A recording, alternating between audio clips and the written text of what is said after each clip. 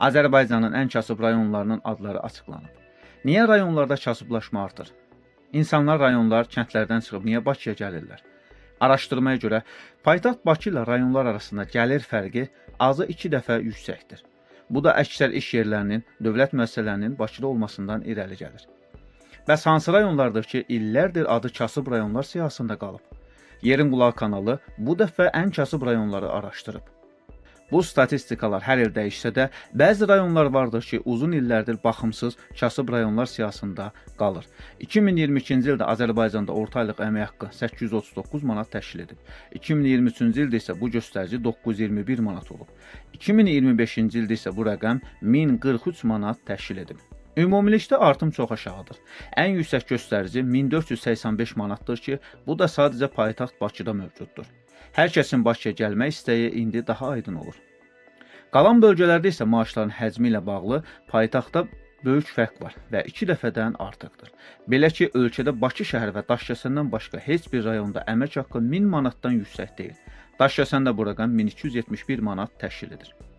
Ümumilikdə 33 rayonda maaş 700 manatdan aşağıdır. Beləliklə, Azərbaycanda əmək haqqının məbləğinə görə ən kasıb 10 rayonu təqdim edirik. Videomuza keçməzdən öncə kanala abunə olmağı unutmayın. Sizin dəstəyiniz bizim üçün önəmlidir. 10-cu yerdə Ağcabədi rayonu gəlir. Ağcabədi Azərbaycanın ən iri kənd təsərrüfatı rayonlarından biridir. Ərazisi 1756 kvadrat kilometrdir. Bakıdan 374 kilometr aralıda yerləşir. Əhalisi 140 min nəfərə yaxındır. Avtomobil nömrəsi 04-dür.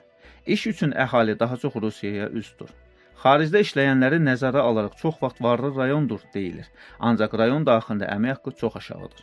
Orta aylıq əmək haqqı 650 manat təşkil edir. Bir şəhər, bir qəsəbə və 44 kənddən ibarətdir. Adının mənası iri məskən, Ağca iri, Badi məskən, qəsəbə olan Ağcabədi rayonu Azərbaycanın qədim yaşayış məsələlərindən biridir. 9-cu yer Oğuz rayonu. Oğuz gözəl təbiəti ilə seçilən, turistlərin diqqətini cəlb edən rayonlarımızdan biridir. Şəki-Zaqatala iqtisadi rayonunda, Böyük Qafqazın cənub yamaclarında yerləşir. Əhalisi 50 min nəfərə yaxındır. İnkişaf çox zəifdir. Az inkişaf edən rayonlardan biridir. İqtisadi baxımdan da çox zəif inkişaf edib. Buna görə ölkədə 4-cü yerdə qərarlaşıb. Ən əsası maaş problemi. Rayonda orta aylıq əmək haqqı 648 manat təşkil edir. Rayon ərazisinin yarısından bir qədər azı meşələrlə örtülüdür. Burada çoxlu şəlalə, şürtlü və termal su bulaqları var. Təbiəti çox səfalıdır. Turizm üçün əlverişlidir. Oğuzda 7 Alban məbədi mövcuddur. 8-ci yerdə Sabirabad rayonu gəlir. Ölkəmizdə Sabirabad deyəndə ilk olaraq qarpız sezonu yada düşür. Sabirabad dadlı qarpızı ilə nəinki ölkəmizdə bir çox qonşu dövlətdə də ad qazanıb. Əhalinin ümumi sayı 190 min nəfərə yaxındır. 74 kəndi var. Bakı şəhərindən məsafəsi 170 kilometrdir. Orta aylıq əmək haqqı 646 manat təşkil edir. Avtomobil nömrəsi 54-dür. Ət rayon iqtisadiyyatında əsas yerlərdən birini tutur.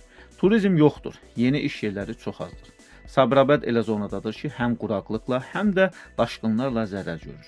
Müntəzəm olaraq Kür çayının daşması kənd təsərrüfatına böyük zərər vurur. Pambıq və bostan məhsulları əsas gəlir mənbəyidir. Amma bazar sabit deyil, gəlir azdır. 7-ci yer Saatlı rayonu. Saatlı ölkədə ən quraq ərazilərdən biridir. Əhalisi 110 min nəfərdən çoxdur. Rayon ərazisi düzənlikdir və dəniz səviyyəsindən 28 metr aşağıda yerləşir. Avtomobil nömrəsi 49-dur. Saatlı əsasən kənd təsərrüfatı rayonudur. Təsərrüfatlarında pambıqçılıq, taxılçılıq, heyvandarlıq, tərəvəzçilik mühüm yer tutur. İş mövsümüdür. Ona görə kasıb rayonlar siyahısında yer alır. Rayonda orta aylıq əmək haqqı 644 manat təşkil edir. Burada suvarma problemi düşünüləndən də ciddi təsir göstərir. Bəzi kəndlərdə içməli su belə çətinliklə təmin olunur. 6-cı yerdə Masallı rayonu gəlir. Masallı sözünün Mosullu sözündən yaranması da ehtimal edilir. Məsəlli, məsəl çəkilən yer, məsəl çəkənlər mənasında da işlədilir. Sahəsi 721 kvadrat kilometrdir. Əhalisi 230 min nəfərə yaxındır.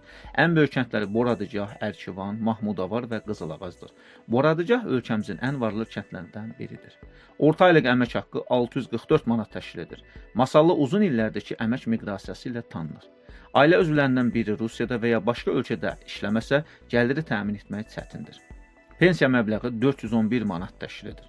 Rayonun kənd təsərrüfatı əsasən tərəvəzçilik və maldarlıqdan ibarətdir. Ancaq bazar qiymətləri aşağı olduğu üçün gəlir də çox deyil. 5-ci yer Tərtər rayonu. Əvvəlki adı Mirbəşir rayonu olub. Bir şəhər 50 kənddən ibarətdir. Sahəsi 109 kvadrat kilometr, əhalisi 120 min nəfərdən çoxdur. Avtomobil nömrəsi 59-dur. Rayonun əsas təsərrüfat sahələri pambıqçılıq, heyvandarlıq, taxılçılıqdır. Rayonda orta aylıq əmək haqqı 641 manat təşkil edir. İndiyədək aparılan araşdırmalar və arxeoloji qazıntılar Tərtərin qədim yaşayış məskəni olduğunu göstərməkdədir. Rayonda 24 tarix və mədəniyyət abidələri var. 4-cü yerdə Xızı rayonu gəlir. Əhalisi 20 min nəfərdən çoxdur.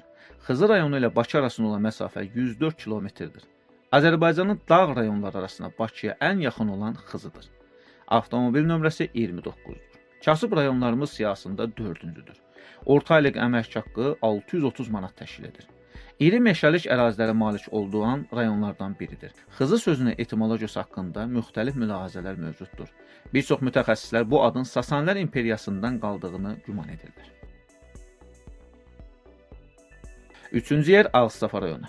Ağstafa rayonu Azərbaycan Respublikasının şimal-qərb hissəsində Gəncə Qazax iqtisadi regionunda yerləşir.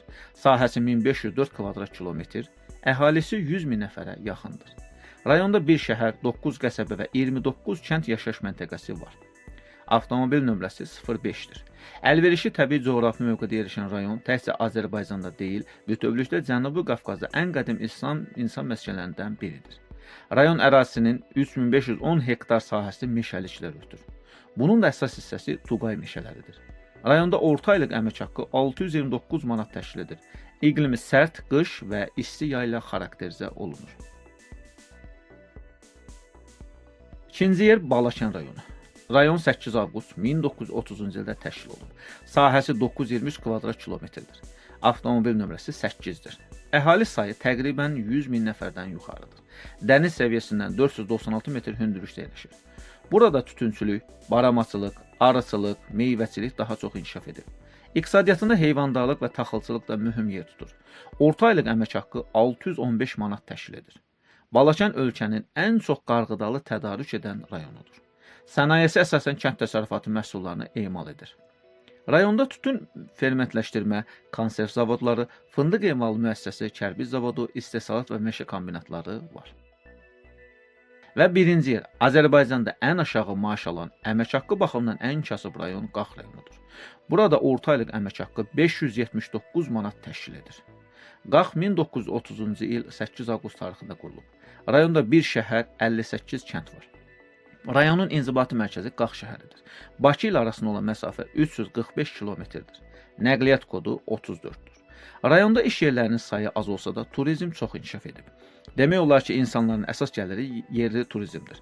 Qaxın turizm obyektləri, görməli yerləri çoxdur. Savadlı insanların yetişdirmələri ilə də seçilirlər. Turizm mövsümü. Videomuzu bəyəndinizsə kanala abunə olmağı və rəy yazmağı unutmayın.